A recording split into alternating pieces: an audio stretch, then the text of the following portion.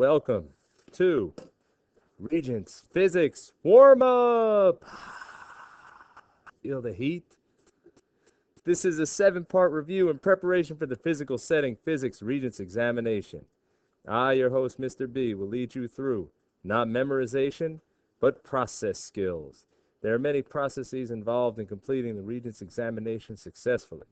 So, let this warm you up, both before you're studying and right before the test. Our first video episode today will be Part 3.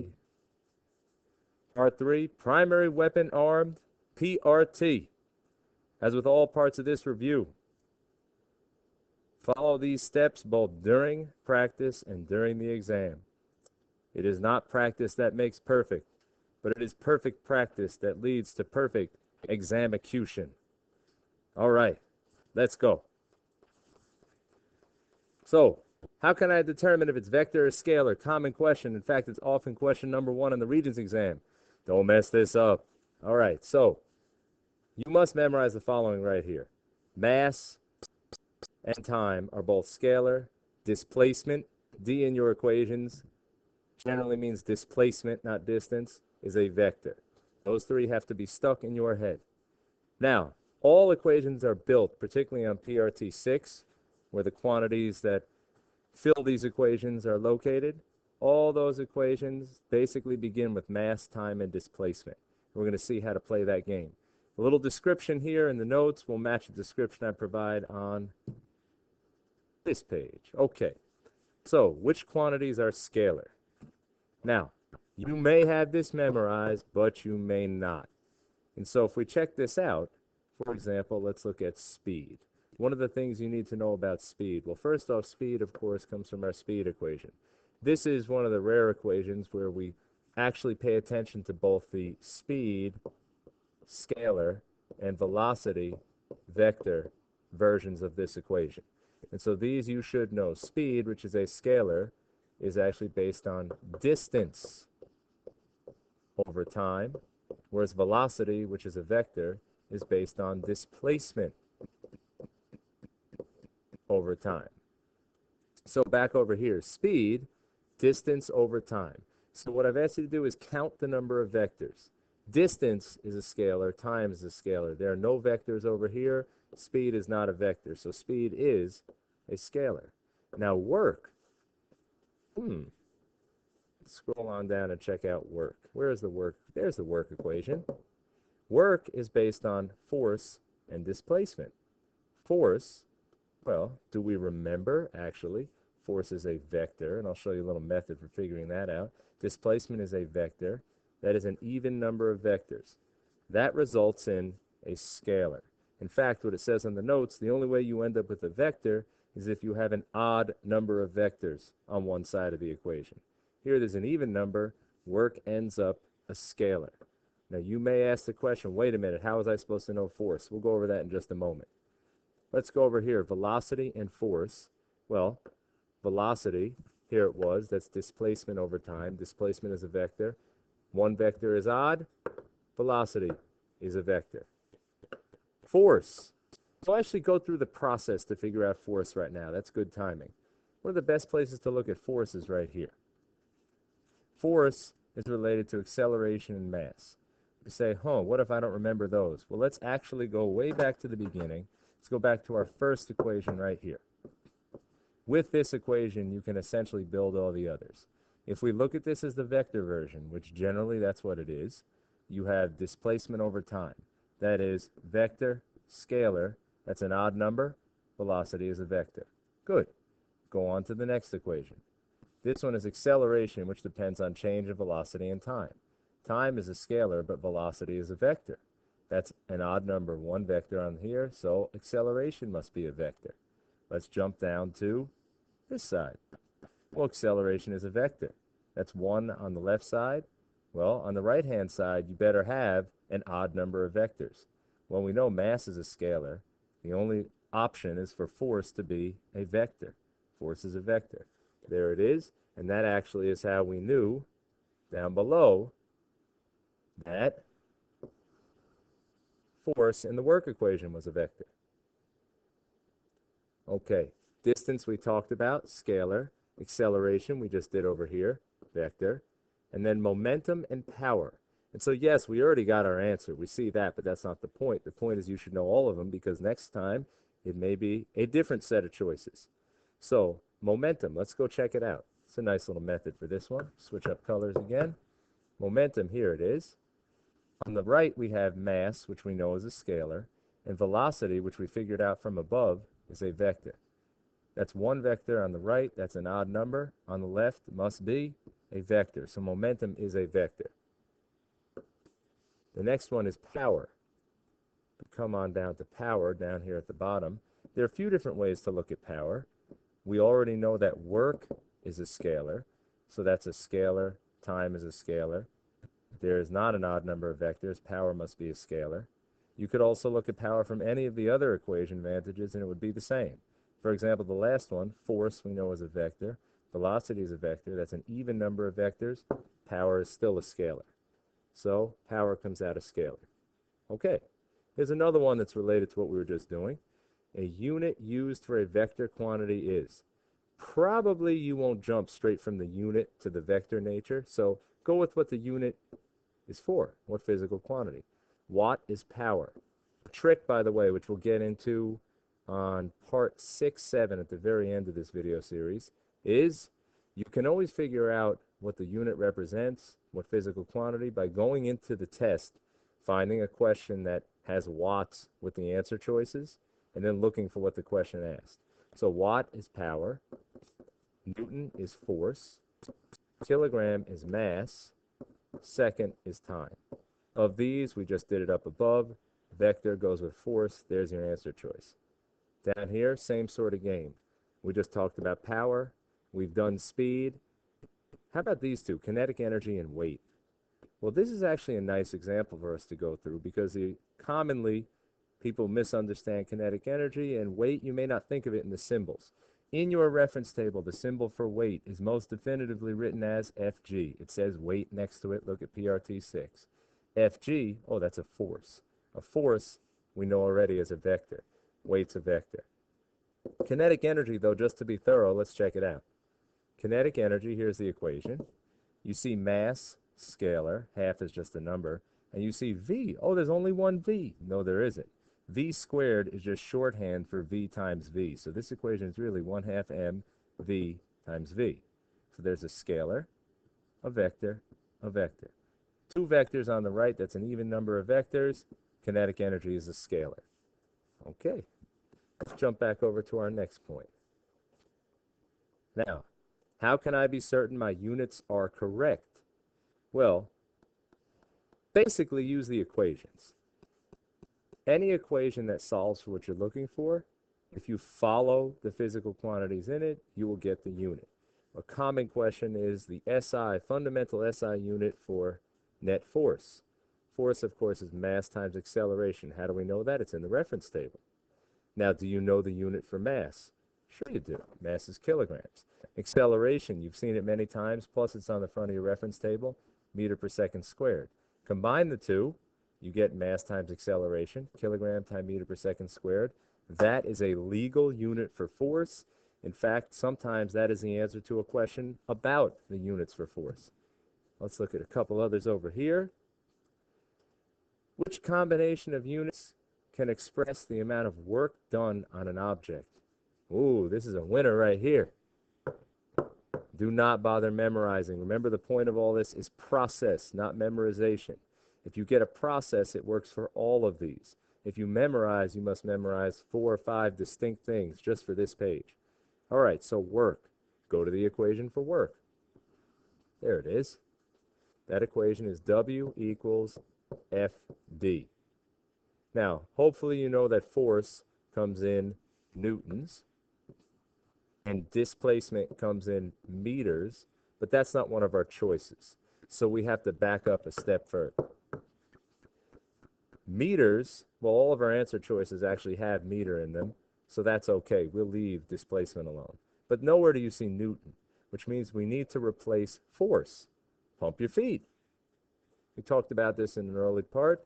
If you need force, go find force. Well, we have the equation we looked at before up here. A is F net over M. If we rearrange that, F net equals MA. You can use any force equation. This is a nice one. So from this equation, force is actually kilograms from the mass, and acceleration is meter per second squared. If you really needed to, you could even back up and get acceleration. V is meters per second over seconds. Heck, you could even go back to V, which is just displacement and time, meters over seconds. And that goes back to those you had to memorize, the mass, time, and displacement. All right, so now we know we don't need to keep track of this in terms of newtons. In fact, it is now kilogram meter per second squared, that's the force part, times meter. Now, of course, they don't write it like that. You have to neaten it up. Meter times meter on top will give you your kilogram meter squared per second squared. Another example from the electricity unit is right here. It's a nice one. What can be used to express electrical energy? Now, we bring this one up for a couple of reasons. One of the reasons is you have to be careful. Within electricity, electrical energy has a symbol, and it is not the same symbol as PRT6 mechanics. You will find electrical energy goes with the letter W. It's important to recognize because the equations that involve electrical energy have W's in them, not E's.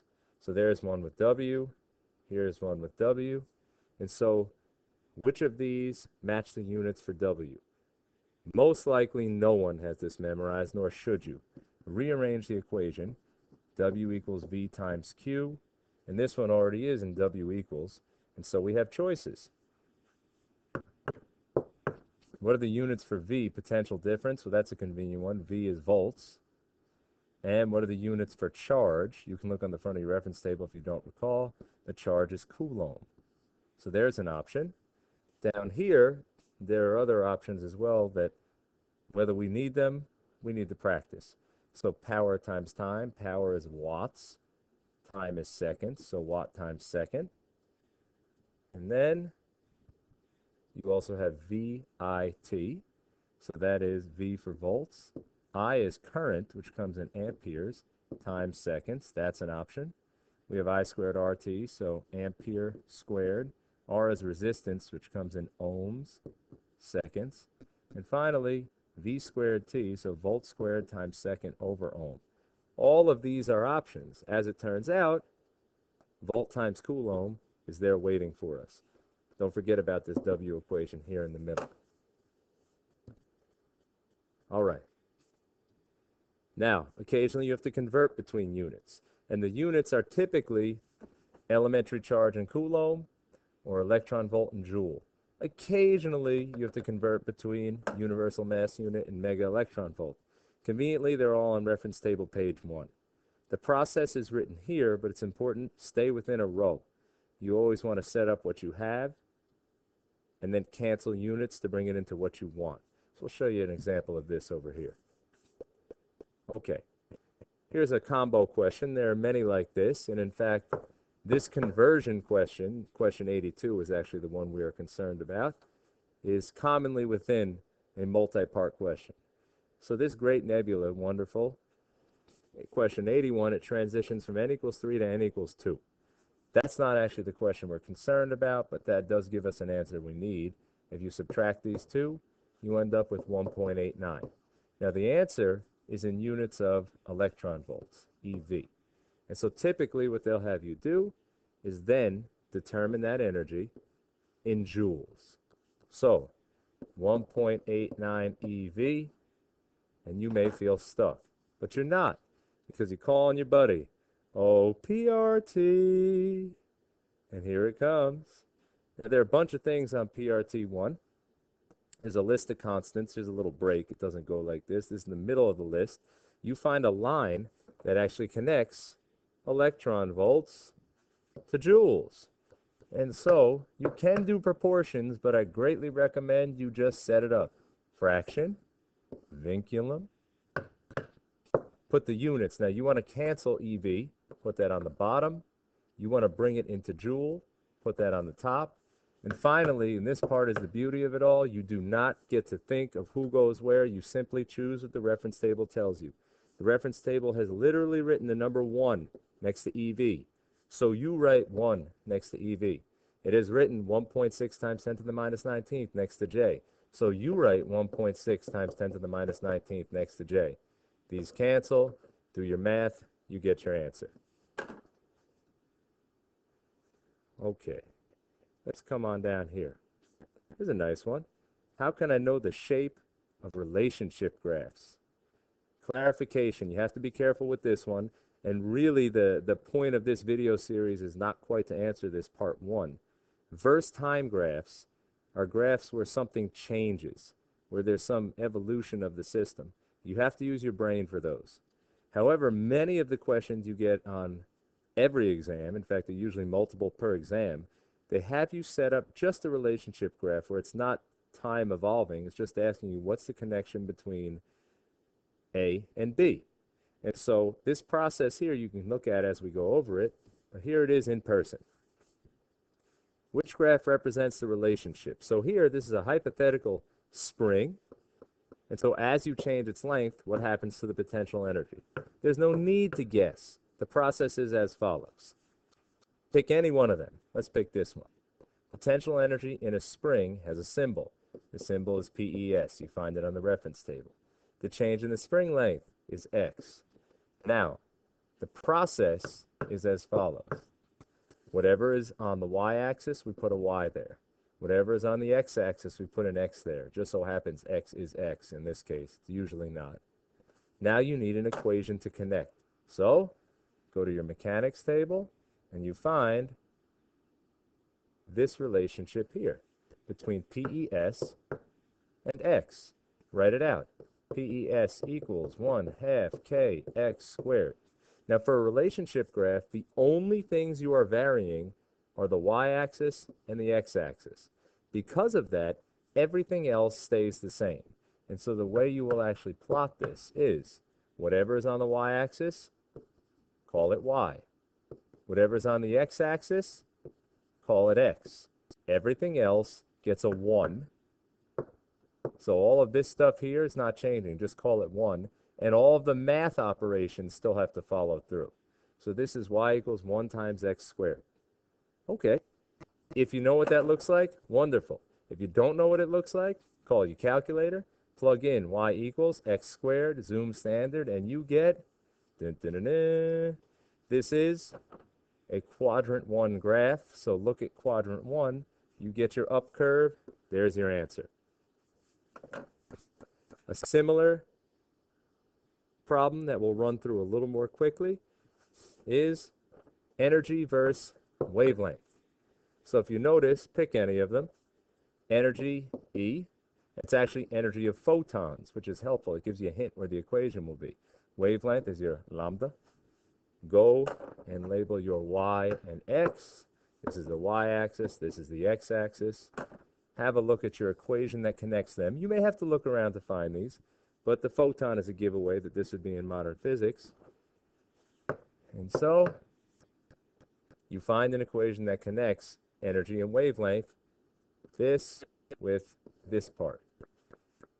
E photon equals hc over wavelength. Now rewrite it. We can rewrite it over here. E photon is our y-axis equals hc don't change. We call them 1. Remember, you have to maintain the math. Over. So if wavelength is in the denominator, then it still has to be there. That's x. Y equals 1 over x.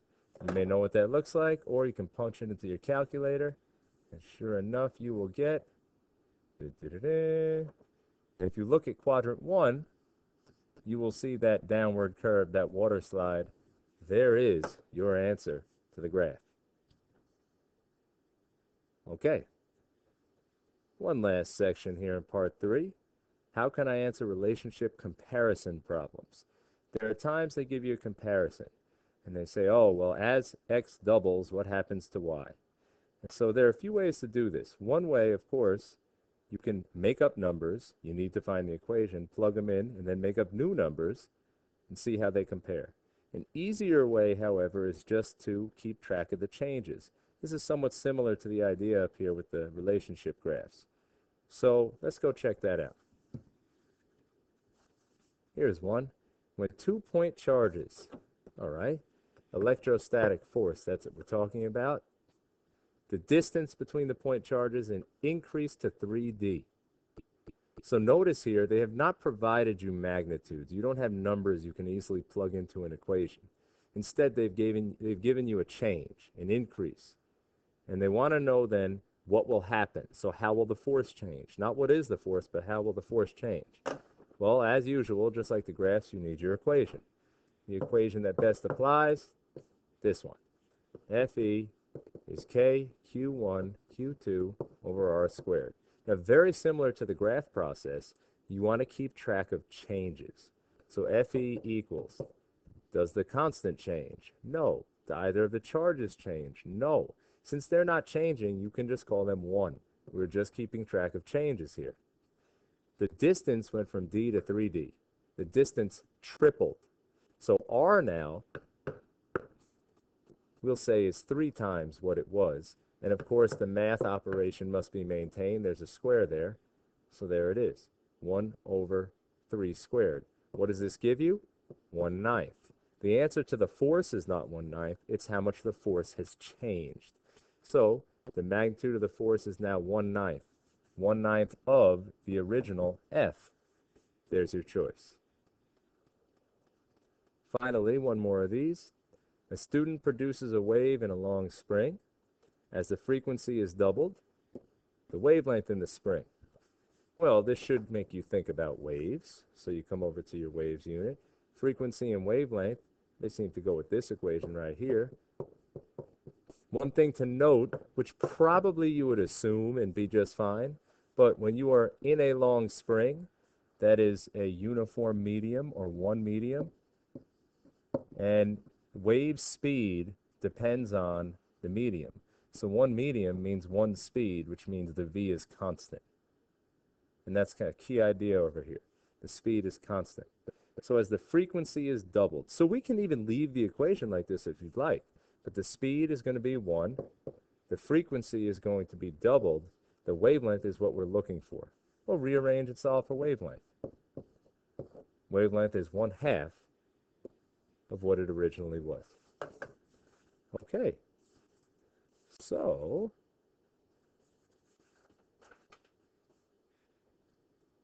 yay! You're done with part 3.